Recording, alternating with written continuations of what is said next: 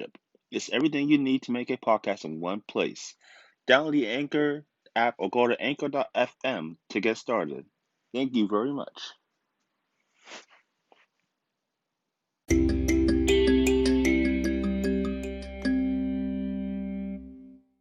Hello, good morning, everybody, and welcome to a special bonus episode of my podcast of Gotta Have Art Wrestling by yours truly, Jamal Honus. And I know I've been pretty much away for the past couple of days here, working a lot, being a family man, so have been busy, pretty busy. But I wanted to wake up this morning, Sunday morning, beautiful day outside. I wanted to watch a very memorable, but one of the probably most important rumbles of the new millennium. And what is this one is, this was the second Rumble to come to Madison Square Garden in the year 2008. And to me, how important the Special Rumble was because of, the person that won it. But before I spoil the details so soon, this Rumble took place on January 27, 2008 from Madison Square Garden in New York City, New York.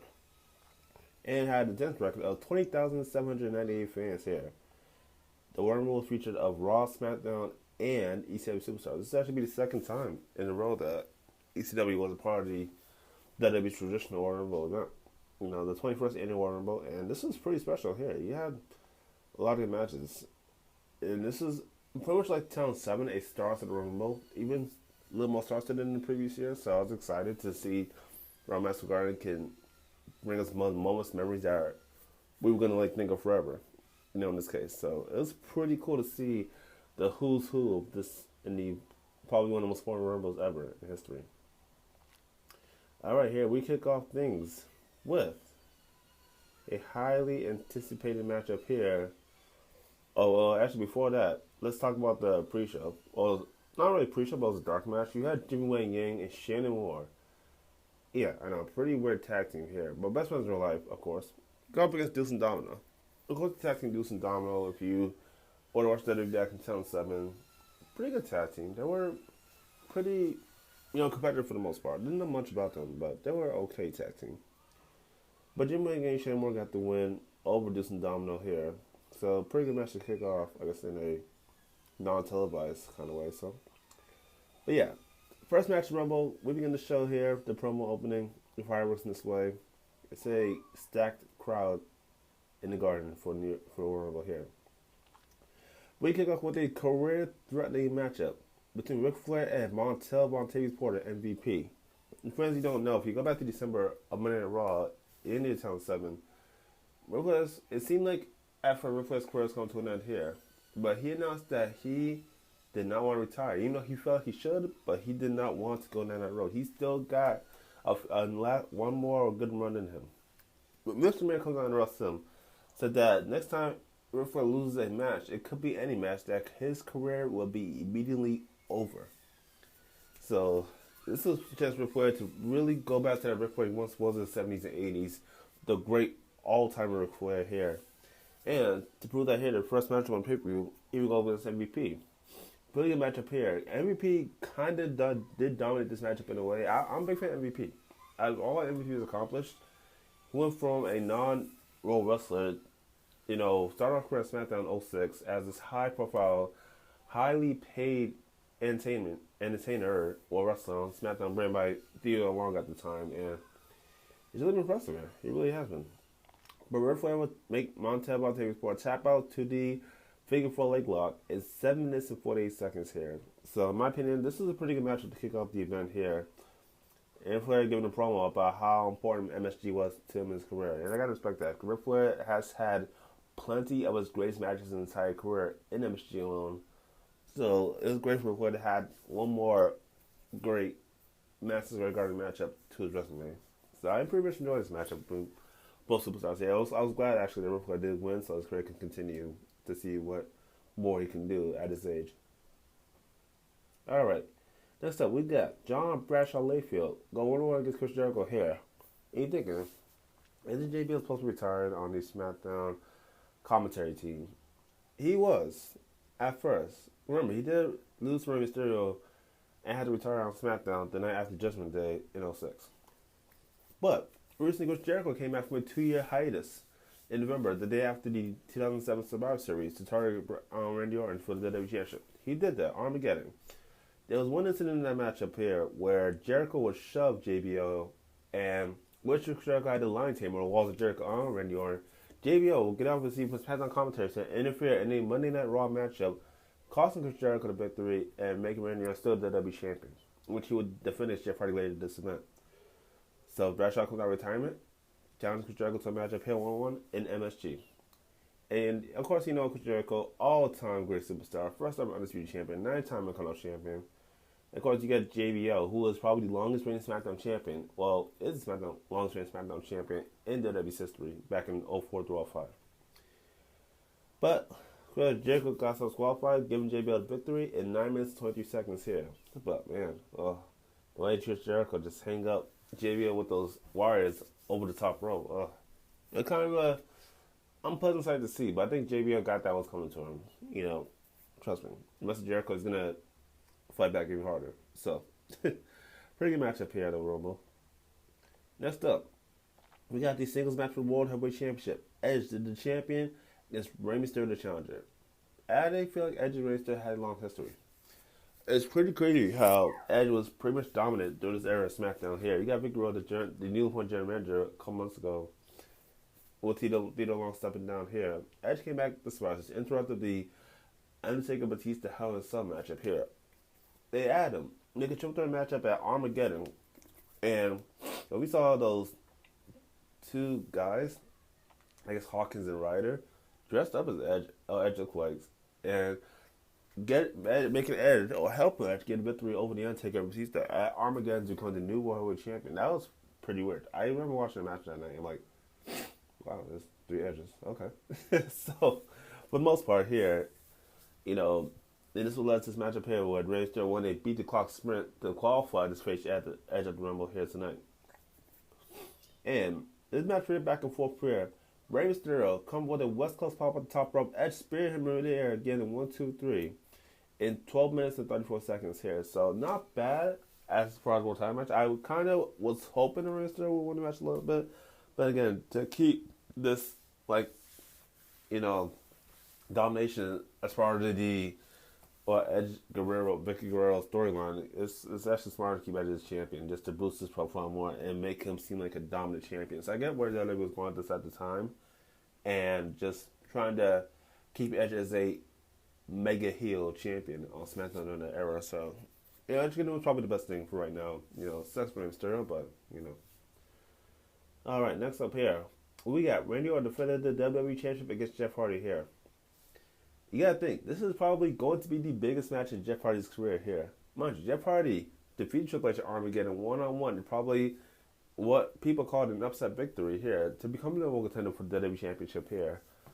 And now we saw past recent weeks while Randy Orton was punching Matt Hardy in the head, trying to anger Jeff Hardy a little bit more. We saw what happened to Monday Night Raw before, when that was the last Raw produced before it went high definition. We saw Jeff Hardy climb up that Raw structure and come down with the Swanton Bomb on Randy Orton there, which that match was supposed to be because Jeff Hardy was the reigning defending Intercontinental Champion, but he wants to become the third of the guy to hold the WWE Championship and the IC title at the same time. This was his chance to do it. And you know, Jeff Hardy's history, the Garden speaks for itself here, such as War Room 2000 or the Survivor Series 2002. Well documented, well presented. So this was going to be a competitive matchup for Randy Orton here because Jeff Hardy was not going to hold back here. We saw some high-flying moves by Jeff Hardy here, some more ground and pound by Randy Orton. But Randy Orton will suddenly hit the RKO, reversing the twist of fate into the RKO, getting the 1, 2, 3, beating Jeff Hardy 14 minutes and 3 seconds here. It was a courageous effort by Jeff Hardy. I really wanted Jeff Hardy to win the WWE Championship. I guess right now just wasn't his time.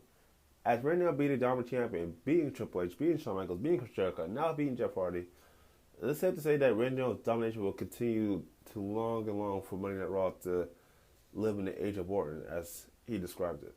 So Randy Orton's still WWE champion, and most likely will be defending championship at WrestleMania. So, yeah, a huge win for Randy Orton here tonight. But taking that win from Jeff Hardy. Jeff Hardy is one of the absolute greatest, WWE's history, and it's amazing, what he can do. It really is. So, but like I said, I feel for Jeff Hardy, getting disappointed for not winning the championship, but, there's always going to be another time, sadly. You know.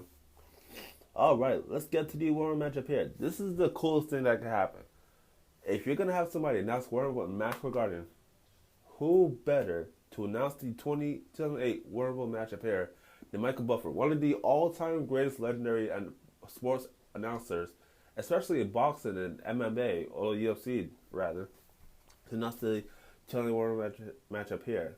This is amazing here. This was truly a key spot to see here. All right, first up, you have surprisingly the first entry, The Undertaker, coming out here.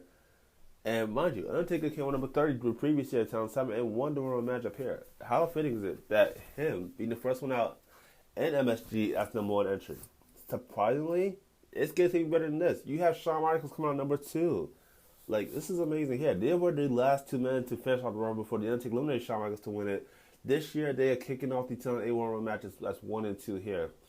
And like I said, Shawn Michaels won the Royal Rumble for the number 1 spot. I'm pretty sure there's a good chance that he can win for number 2. Let's find out here. These two start off here. Number 3, Santino Marella here, eliminated by the Undertaker. Number 4, The Great Khali, also eliminated by the Undertaker here. Out number 5, Hardcore Holly. 6, John Morrison. 7, Tommy Dreamer. And number 8, Batista here. You know, Batista really expressed how he was the former champion and wants to get a championship match here. So Batista was going to do everything he can to make sure that this World Mentality did not disappoint him too sure. Out number 9, I really think this is not going to happen, but you have Hornswoggle. Yes, 3-foot tall Hornswoggle coming out here.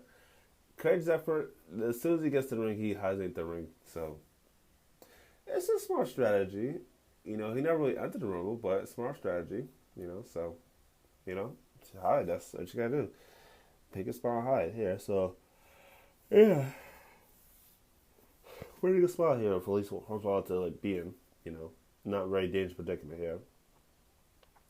All right, number 2, you got Chuck Palumbo and number 11, Jamie Noble. As you know, Chuck Palumbo and Jamie Noble has had this potential rivalry on SmackDown where Chuck Palumbo really tried to end Jamie Noble's career here in front of his girlfriend, I guess Tori Wilson at the time. So, yeah.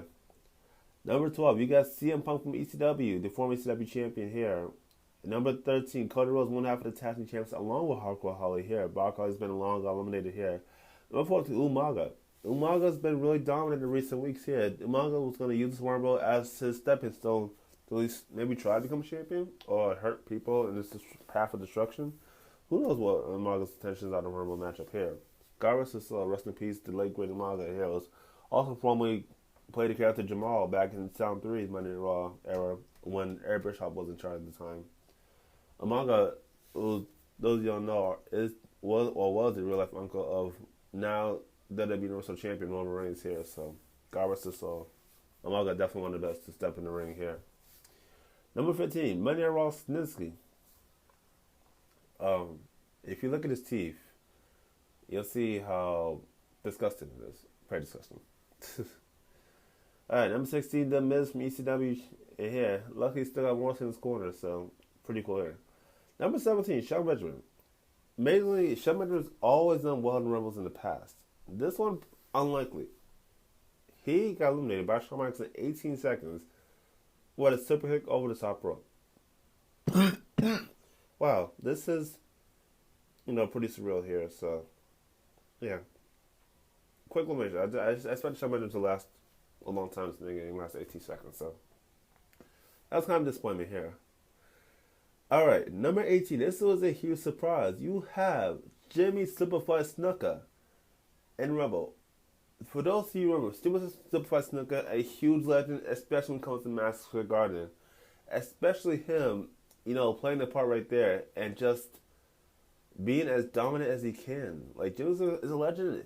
And if you see the duke match between him and Don Morocco, WWE Legend Hall of Famer Don Morocco, Jimmy Snuka, someone up that top rope, that steel cage, and splash on top of Morocco there. That was one of the highlights in MSG history. It's so amazing. If you guys find a match of the network, watch it. It is amazing what Don Morocco and Jimmy Superfly Snuka tore up that night in the steel cage match in MSG back in the 70s. Really amazing, yeah. And you don't think time could stand still? Number 19, out comes Roddy Piper. This is amazing. I think everybody stood still in the ring. Time froze, or took us back maybe 20-some years ago. Roddy Piper and Jimmy Snuka just battling each other as if we were back in the '80s. Like this is crazy. This is so surreal. I actually love this part of this matchup here. You know, Simplified Snuka and Rye Piper. Oh man, it doesn't get better than this. Just when you think things can get more weirder, or I guess fiery, you got number 20 King coming out here and throwing out both Jimmy Simplified Snuka and Rye Piper here, eliminate both of them at the same time. So I'll say it was cool to see these two legends battling out here in their time. You know, during this era in WWE's history. So it was pretty cool. Number 21, Carlito. Number 22, Mick Foley. Mick Foley did announce that he would enter the Royal matchup just to have that one last run to WWE, just to see if he can still do it at this stage in his career. Number 23, Mr. Kennedy, coming out here from Monday Night Raw here. And you have ECW's Big Daddy V, of formerly known as Vincerer, or formerly known as Mabel, who played all his characters. Number 24 here. If you see in this matchup here, Undertaker eliminates Snitsky. After that, Shawn Michaels eliminates The Undertaker. After that, Kennedy eliminates Shawn Michaels. Here we have three eliminations simultaneously, one after the other here. This is pretty crazy. Wow.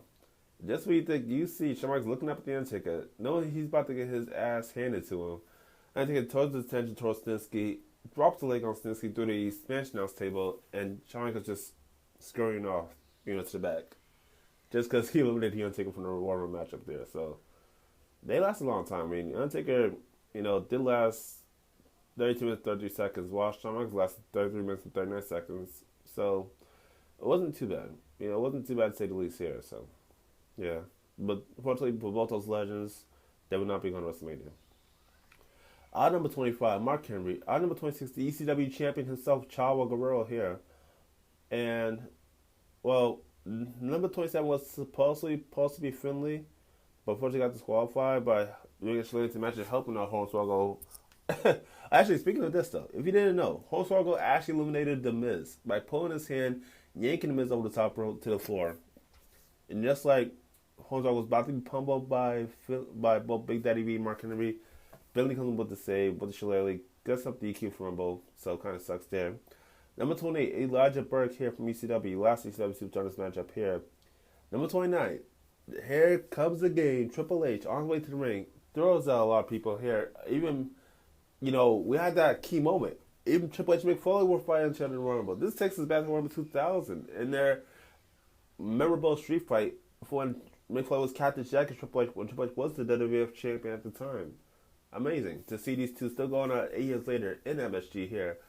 But sadly, Triple H will eliminate both Elijah Burke and Mick Foley over the top rope here.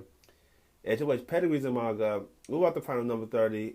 And this was a huge shock. MSG blew the roof when they heard John Cena's music come on number 30. John Cena saying he's back and better than ever. Mind you, John Cena injured on October 7th, 2009, thanks to Randy Orton.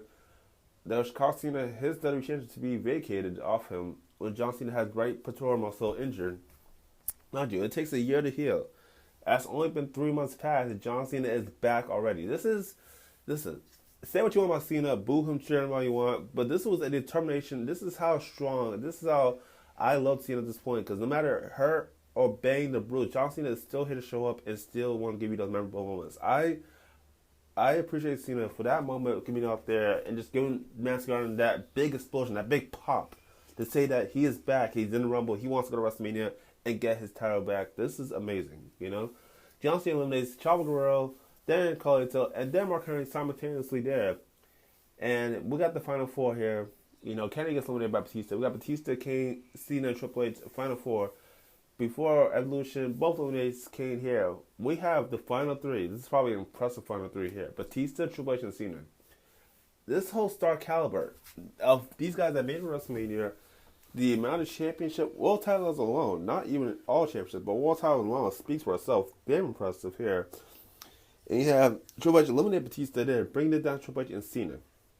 Rightfully, in my opinion, people might disagree with me on this one. Maybe Triple H should have won this Rumble just because it would have been more fitting for Triple H to win it and get the championship back. They lost to No Mercy to Randy Orton. But John Cena was not going to let that slide because John Cena also has the issue with Randy Orton for costing him and injuring him and put him on the injury list for what was supposed to be approximately a year. So, These two fighting up here. We got Triple H going with Pedigree Johnson versus the FU Triple H over the top rope and wins the 2008 World Rumble matchup here. This was truly amazing. Even though many people were not John Cena fans at the time, because John Cena has been really put over a lot. But if you haven't, missed John Cena for 3 months and seeing him back, gets a huge ovation. The fans cheered, MSG, announcing Cena as the winner of the 2008 World Rumble and going to WrestleMania. This was very memorable here. So even though Triple H should have probably won the Rumble, I was actually pretty fitted that John Cena did win. And it was just amazing. Somebody come back after 3 months being injured, number 30 spot and wins it. Mind you, this was the second person. Undertaker won for number 30 2007. John Cena was number 30 2008 here. But damn, what a memorable Rumble here. It's pretty amazing to see how this whole thing went about. Shocking moments, to say the least here. And like I said, what's going to happen this year? Rumble, St. Petersburg, Florida. We have more names announcing their entries to the Rumble matchup here. It's going to be amazing. My pick, I'm going to say this early, but my pick to win 2021 Rumble is Daniel Bryan. I feel like Daniel Bryan, he hasn't been in the Rumble in 6 years. He can do it. I feel like he can win the Rumble, go to WrestleMania. It's his time. It is definitely his time. Alright.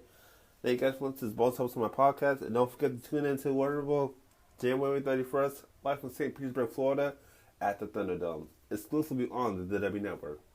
Good evening, and have a good day, everybody.